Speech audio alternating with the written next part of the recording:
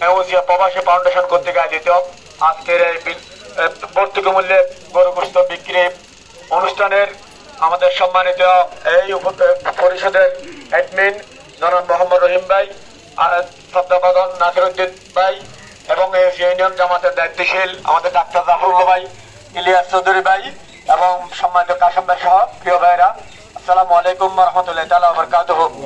আল্লাহ তাআলা মানুষদেরকে শ্রেষ্ঠ মানুষ হিসেবে স্বীকৃতি দিয়েছেন যদি তারা মানবতার কল্যাণের জন্য কাজ করেন। আজকে গুরুত্বপূর্ণ মানবতার কল্যাণমূলক কাজের উদ্যোগ নিয়েছে এউসিয়া প্রবাসী ফাউন্ডেশন। আমরা এউসিয়া প্রবাসী ফাউন্ডেশনকে আন্তরিকভাবে ধন্যবাদ এবং কৃতজ্ঞতা জানাই। আমি বলতে চাই আজকের মহতি এবং গুরুত্বপূর্ণ উদ্যোগ, আজকের গরু গোশত বিক্রির এই অনুষ্ঠান আমার মনে হয় বাংলাদেশে একটি ব্যতিক্রমী দৃষ্টান্ত স্থাপন করেছে, মানুষের উপকারের জন্য গুরুত্বপূর্ণ ভূমিকা রেখেছে। এটার দ্বারাই যে গরু গোশত মানুষ সহজে কিনে, এটা যে কঠিন ছিল, আল্লাহ রহমতে এউসিয়াবাসীর কাছে অত্যন্ত বেশি সহজ হয়েছে।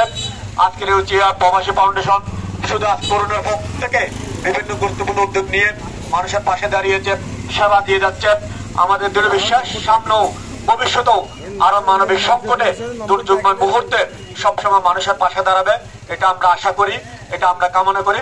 সেজন্য আমরা আবারও তাদেরকে ধন্যবাদ জানাই এই ধরনের গুরুত্বপূর্ণ কাজের উদ্যোগ নেওয়ার জন্য।